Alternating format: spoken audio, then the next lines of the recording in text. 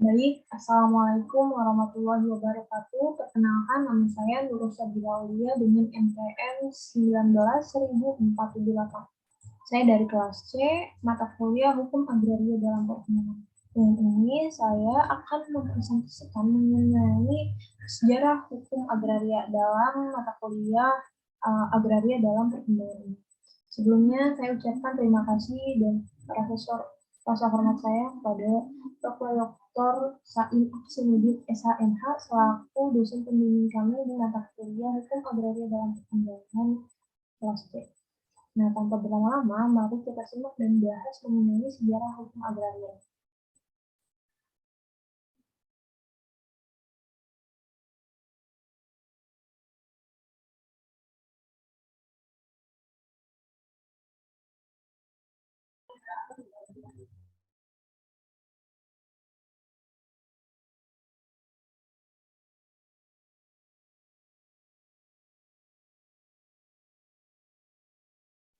Nah, sejarah hukum agraria dari segi berlakunya hukum agraria di Indonesia itu sendiri dapat menjadi dua bagian.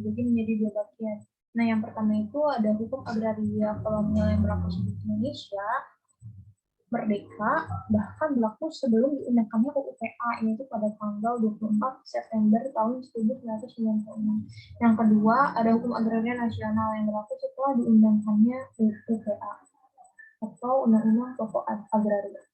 Nah, yang selanjutnya sejarah hukum agraria. Nah, pada masa sebelum tahun dapat ada POC Daendos yang berdiri pada tahun 1800 sampai tahun 1811. Lalu ada TS Raffel dan Van Desbroek masa 1872 ini ada agraris atau bisa disebut dengan AW. Nah, terbentuknya AW ini merupakan upaya desakan dari para kalangan.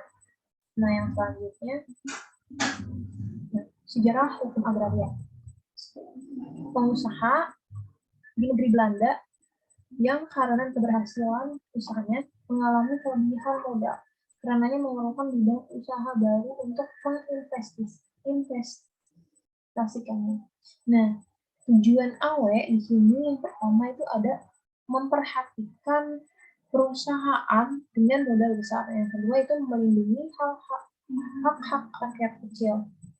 Nah, ketentuan AW juga diatur lebih lanjut dalam agraris dispute atau yang bisa disebut dengan AB. Next. Nah, sejarah hukum AB pasal 1 sampai 7 tentang hak asasi manusia. Yang kedua, pasal 8 sampai pasal 26 tentang itu ada pasal 19 sampai 20 tentang peraturan sosial. Domain Klaring, pernyataan lain membuat peraturan bahwa berhak memberi tanah pada pihak lain adalah pemerintah yang membagi satu review domain atau tanah negara bebas, yaitu tanah yang di atasnya tidak ada hak pendukung bumi putra. Yang kedua itu ada domain atau tanah negara tidak bebas, yaitu tanah yang di atasnya adalah hak penduduk maupun desa. Next. Nah, Eropa atau agraris harus diatur dalam Perda 2. Yang kedua, luar Jawa dan Madura. Indom adalah suatu hak yang bertujuan untuk memberikan kepada orang-orang Indonesia atau pribumi atas bidang hak agendam sebagaimana yang dimaksud dalam tujuan adanya agraris. Tujuan adanya untuk hak yang tua yang pasti karena terdaftar dan haknya dapat dibebani. Nah, pihak ini dapat dibebani dengan hipotek, tetapi dalam prakteknya kesempatan untuk menggantikan hak miliknya dengan menjadi agraris agendum tidak banyak dipergunakan.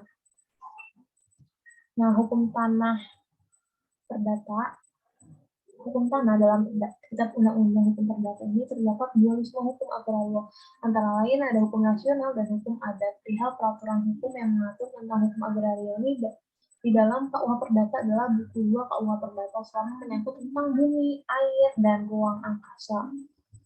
Ini selama menyangkut tentang bumi, air, dan ruang angkasa, yang pertama itu ada tanah agendum, yaitu suatu hak atas tanah yang pemiliknya mempunyai kekuatan mutlak.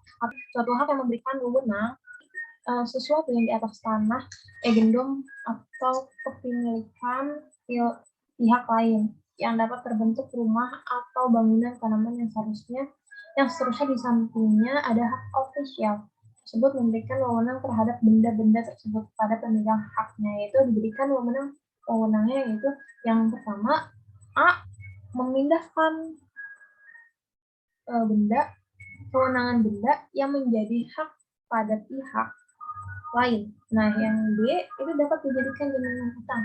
Yang C dapat diwariskan utang dengan catatan hak ofisial tersebut belum habis waktunya. Nah, menurut perjanjian yang telah ditetapkan bersama.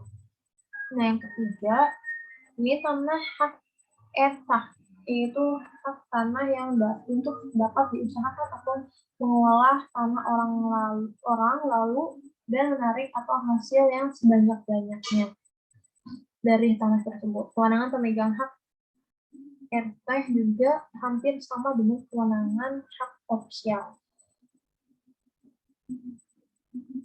Nah, sekian teman-teman. Terima kasih. Apabila terdapat kesalahan, mohon maaf.